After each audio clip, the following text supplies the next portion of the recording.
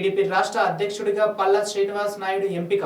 అచ్చెన్నాయుడు స్థానంలో పల్లాకు ఈ పదవి కట్టబెట్టారు.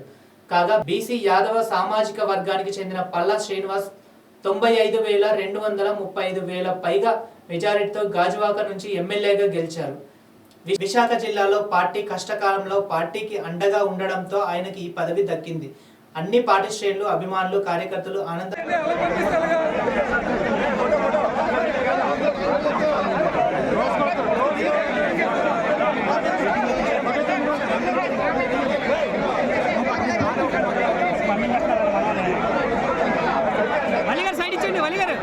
అలీగారు సైడ్ ఇచ్చండి. ముందు చూసుకోవాలా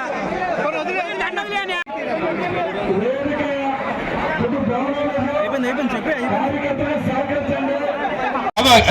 అక్కడ స్టాప్ చేయండి. అక్కడ